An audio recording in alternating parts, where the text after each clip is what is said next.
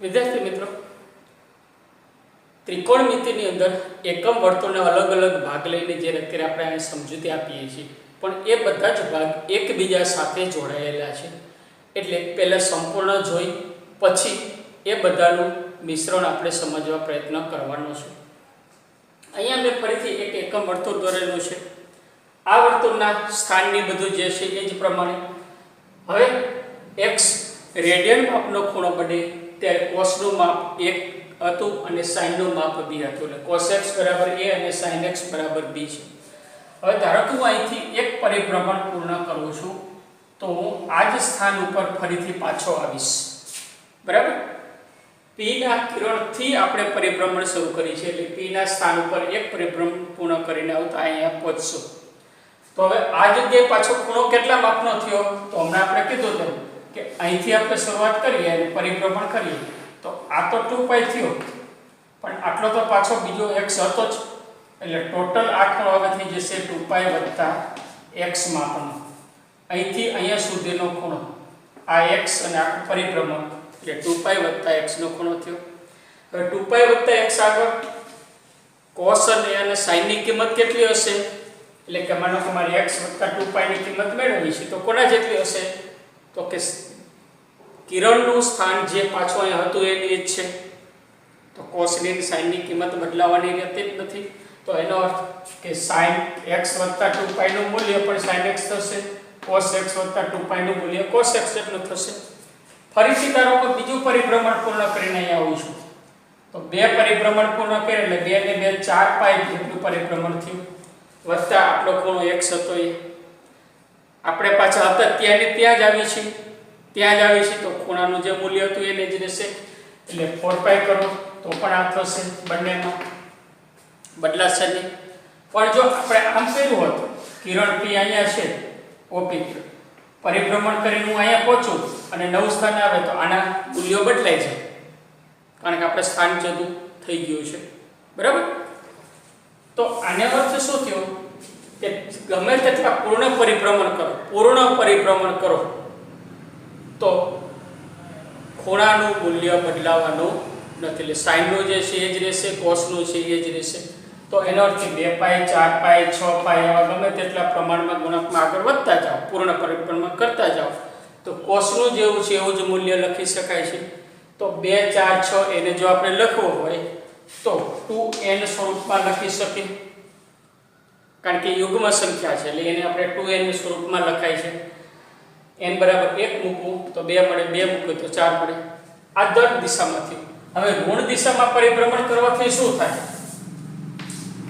અહીંયા સાચ છે, આ દિશામાં પરિભ્રમણ કરો આમથી આમ, એટલે આપણે આ દર દિશાથી આ પ્રમાણે પરિભ્રમણ કર્યા તો પણ એક થશે.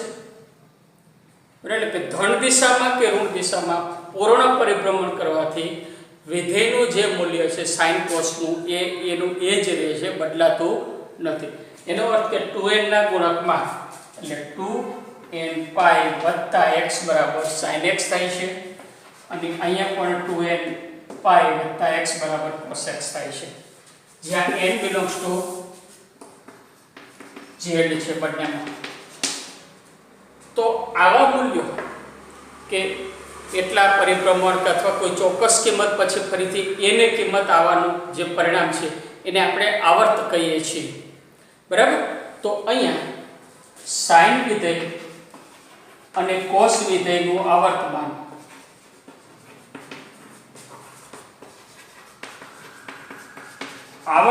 એટલે એટલા રાઉન્ડ પછી આવ્યા પછી એનું મૂલ્ય એ આવર્તમાન 2π છે. એટલે 2π ગમે તેટલા એમાં ઉમેરો ખૂણામાં મૂલ્ય એનું એ જ રહેવાનું છે. અહીંયા બે સૂત્ર. તો tan અને cotમાં આવર્તમાન શું થશે? sec cosમાં શું થશે? તો tan અને cot એ ગુણોત્તર છે, એનું આવર્તમાન આપણે થોડીક નિશાની પછી જોશું. sin એને વ્યસ્ત કરો તો જેમ sin ને 2π પછી એની કિંમત મળે છે તો વ્યસ્ત કરવાથી એની એ જ મળવાની છે. તો એનો અર્થ કે sin નું વ્યસ્ત cosec એની એ જ કિંમત મળશે, cos એનું વ્યસ્ત sec એને પણ 2π ના અંતરે એ જ કિંમત મળશે. એનો અર્થ કે sin cos અને sec અને કોસેક વિધેયનું આવર્તમાન પણ 2π છે, બરાબર। હવે એકમ વર્તુળ ઉપરનું કોઈ એક બિંદુ PAB એ x ચાપ આગળ x ચાપ જેટલું અંતર એ બિંદુથી છે, જેના કારણે રેડિયન માપ x થશે, એટલે ખૂણો POA બરાબર x રેડિયન થશે। હવે હું P માંથી x અક્ષ ઉપર લંબ દોરું તો આ લંબપાત બિંદુનું સ્થાન હતું M, અહીંયા આ માપ B હતું, આ માપ A હતું, જેને કારણે આપણે cos x બરાબર A અને sin x બરાબર B મળતું હતું, એટલા માટે કે આ OA બરાબર 1 હતો। જો ત્રિજ્યા r હોય તો A/r B/r એ પ્રમાણે મળે। હવે r ના જેટલું જ માપ આપણે અહીંયા આપણે ધન દિશાનો ખૂણો છે, આ તરફથી ધારે હું બીજો બિંદુ P' એવું લઉં છું કે જેથી આ અંતર x જેટલું જ O થી P' x જેટલું જ ચાપ થાય, એટલે કે આ બિંદુ આપણે કયો લઈએ તો AQ બરાબર ચાપની લંબાઈ x થશે, ઘડિયાળની દિશામાં થઈ તો આ ખૂણો છે એ ઋણ x દિશાનો થશે, એટલે કે -x ખૂણો થશે, બરાબર। ખૂણાનું માપ આપણે ઋણ x રેડિયન લખી છે, કારણ કે ઘડિયાળના કાંટાની દિશાને દર્શાવે છે। તો Q બિંદુને એમ શું થશે તો આ જેટલું B માપ છે એટલું જ માપ આ B હશે, આ A તો બંનેમાં કોમન છે, A કોમન છે, આ સ્થાન A0 છે, તો આ રેખા ઉપર આવેલા બધા જ બિંદુઓનો x યામ A હશે। y યામ અહીંથી અહીં સુધી પણ ઋણ દિશામાં છે, એટલે આ માપ થશે માઈનસ, આ બિંદુનો યામ થશે -b, એટલે Q બિંદુનો યામ A - B થાય। આ ઋણ દિશાનો છે એટલે ઋણ આવશે, x ધન દિશાનો છે એટલે x ધન આવશે, બરાબર। તો હવે આ બંને ઉપરથી આપણે જોઈએ કે cos x બરાબર A છે ધન દિશાના ખૂણા માટે, ઋણ દિશાના ખૂણા માટે cos - x બરાબર પણ A છે, cos x બરાબર A હતો, cos - x બરાબર પણ A છે, એનો અર્થ કે આ બે સરખા છે, બંને સરખા છે તો cos x બરાબર cos - x થાય, એટલે cos - x બરાબર આપણને મૂલ્ય મળશે cos x, એટલે કે cos વિધેય માટે જો ખૂણો ઋણ હોય કે ધન હોય એનું મૂલ્ય બંનેમાં સરખું જ આવે છે, એટલે cos x જેટલું જ આવશે, બરાબર છે। આવા વિધેય જે છે કે યુગ્મ વિધેય કહે છે। હવે sin માટે આપણે વિચારીએ તો sin માટે શું થશે, sin x બરાબર ધન દિશા માટે પ્લસ b છે, ઋણ ખૂણો લઈએ એટલે કે sin -bx લઉં હું ઋણ ખૂણો તો એ મૂલ્ય છે -b, બંને સરખા નથી તો હું આ નિશાનીને આ બાજુ લઈ જાઉં અથવા બે આ ઉપરના ને બંનેને માઈનસ વડે ગુણી નાખો તો -sin x બરાબર -b અને sin x બરાબર sin -x બરાબર -b, આના બરાબર આ થશે, બંને બાજુ માઈનસ વડે ગુણે સરખું, હવે બંને -b છે તો આ બે સરખા થશે, એનો અર્થ sin -x નું મૂલ્ય કેટલું આવશે તો કે -sin x આ પ્રકારના જે વિધેયો છે અયુગ્મ વિધેય કહેવાય છે, એટલે દિશાની જો બહાર નીકળતી હોય વિધેયમાં તો એ અયુગ્મ વિધેય થયું, મૂલ્ય એને ફક્ત નિશાની ચેન્જ થતી હોય તેવો। તો cos વિધેય યુગ્મ પ્રકારનું, sin વિધેય યુગ્મ। હવે બાકીના જે ચાર વિધેય છે એ વ્યસ્તતાના આધારે આપણે જોઈએ તો sin વિધેયનું વ્યસ્ત છે cosec, તો બંને બાજુ વ્યસ્ત લેવાથી cosec પણ અયુગ્મ વિધેય થાય, cosec x એટલે માઈનસ નિશાની cosec માં બહાર આવશે, બરાબર। tan અને cot બંનેમાં cos તો યુગ્મ છે પણ sin યુગ્મ છે, તો આને હું માનો તો લખો આ પ્રમાણે tan - x બરાબર આને આપણે આમ લખી શકીએ sin -x છેદમાં cos -x, આ ઉપર થશે -sin x, નીચે થશે cos x, કારણ કે cos માં માઈનસ નિશાની બહાર આવવાની નથી, તો આ થઈ ગયું -tan x, તો tan -x બરાબર tan માઈનસ બહાર આવશે, કોટમાં પણ આ જ પોઝિશન થશે, વધે છે sec. કોસનું વ્યસ્ત હોય છે તો કોસ જેવો ગુણધર્મ ધરાવે પ્લસ માઇનસની એવો જ આની નિશાની ધરાવશે તો આ પણ થશે sec x. એનો અર્થ કે cos અને sec માં ખૂણાની આગળ જો માઇનસ હોય તો 12 આગળ આવતું નથી. એનું મૂલ્ય બંનેમાં પ્લસ અને માઇનસમાં સરખું જ રહે છે. પણ બાકીના 4 વિધેયમાં જો ખૂણાની અંદર માઇનસ હોય તો એને પહેલા 12 આપણે લઈ લેવાનું. બરાબર.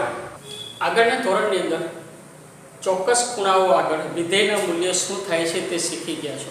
કોષ્ટક દ્વારા એને આપણે રિવિઝન કરી નાખીએ તો અહીંયા મેં એક ખૂણા લખેલા છે કે 0 અંશ 30 અંશ 45 60 90 180 270 અને 360 અંશ. આ જ અંશ માપને નીચે રેડિયન માપમાં મેં દર્શાવેલા છે કે 0 અંશ એટલે 0 રેડિયન, 30 અંશ એટલે 5/6 રેડિયન થાય છે.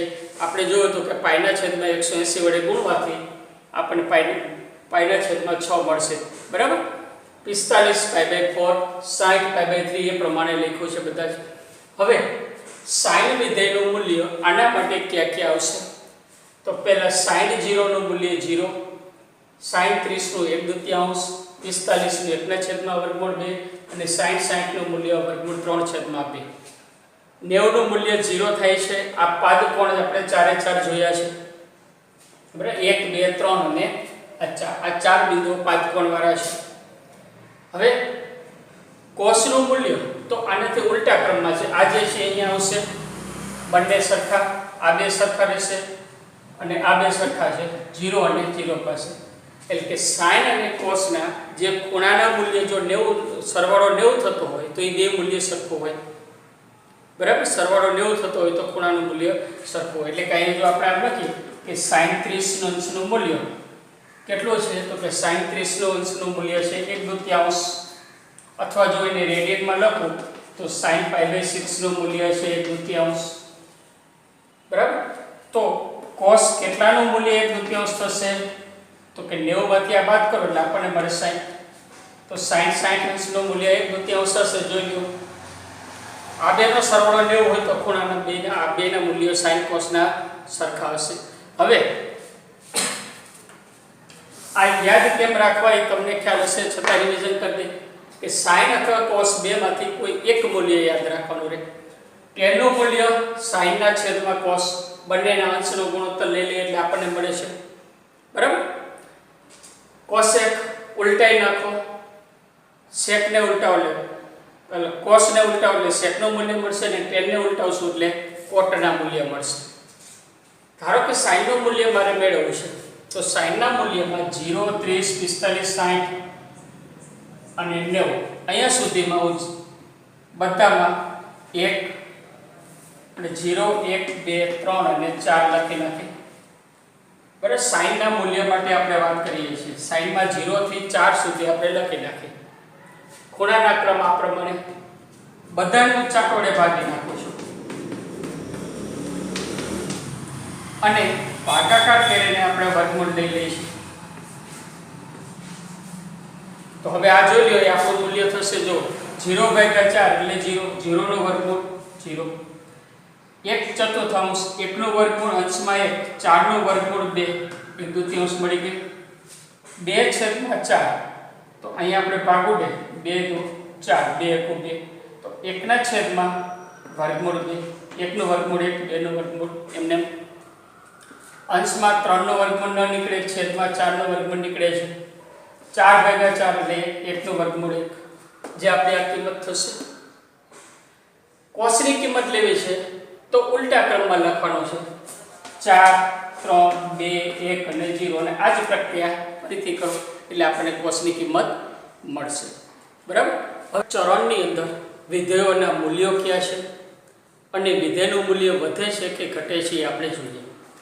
ધારો કે આપણે x અને y સમતલથી x અને y અક્ષથી સમતલના કુલ 4 ભાગ થાય છે. 4 ભાગમાં ધન x અક્ષ અને ધન y અક્ષ વચ્ચે જે ચરણનો ભાગ પડે, સમતલનો ભાગ પડે છે એ આપણે પ્રથમ ચરણ તરીકે ઓળખીએ છીએ. ઋણ x અને ધન y વચ્ચે જે ચરણ મળે છે એ દ્વિતીય ચરણ. આ જ રીતે તૃતીય અને ચતુર્થ અથવા ચોથું ચરણ. હવે પ્રથમ ચરણમાં x અક્ષ ધન છે, y અક્ષ ધન છે, એટલે બંને ધન હશે.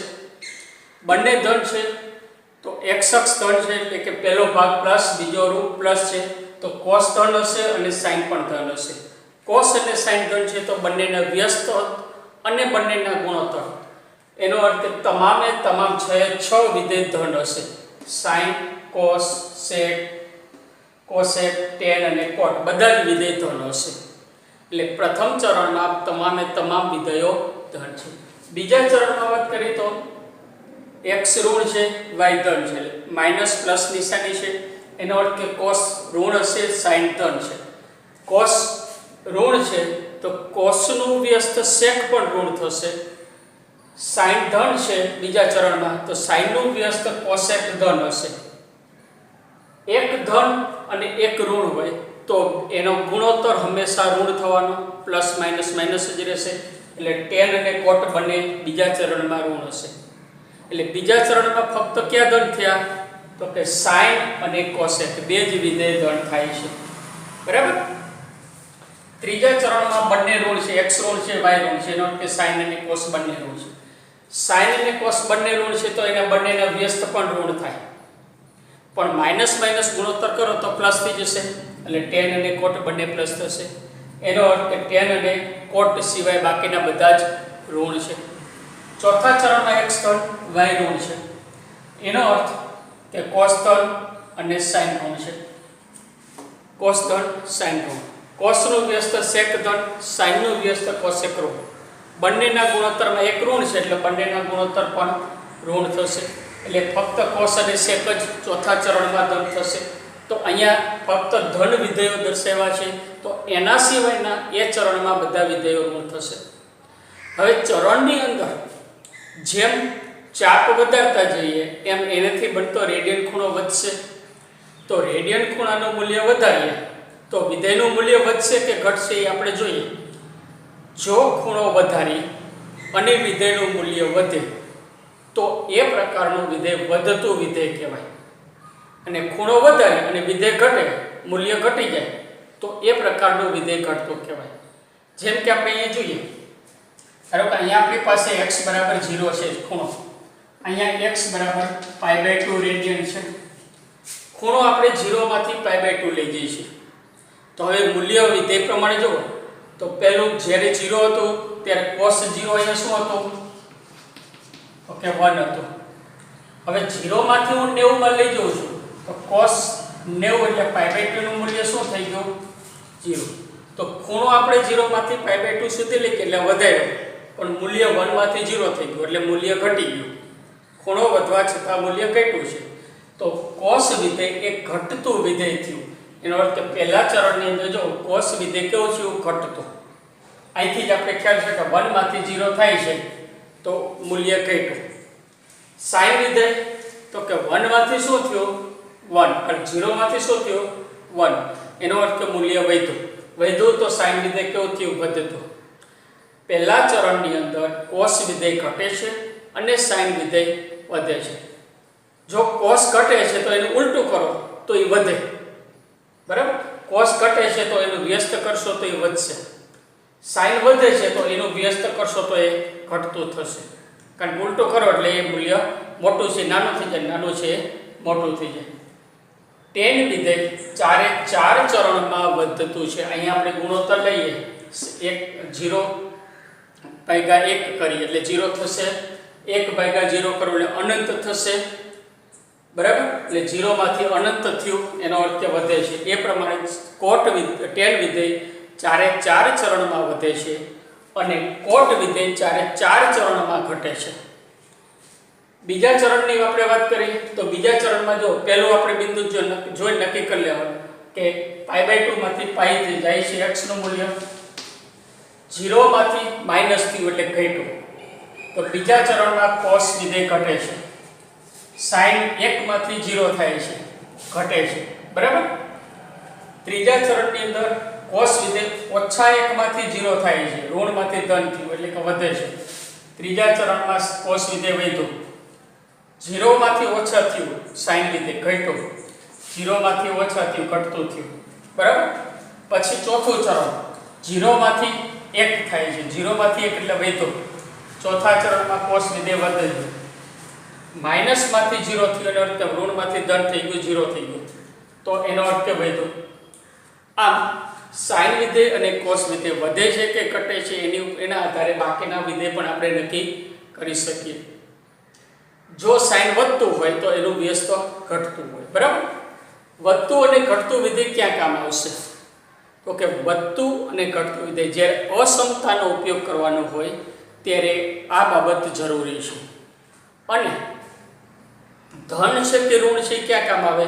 કે કોઈ એક મોટો ખૂણો આપેલો હોય અને એનું જો આપણે મૂલ્ય મેળવવાનું હોય તો એ મૂલ્ય મેળવવા માટે ચરણની નિશાની આપણને જરૂર પડે છે.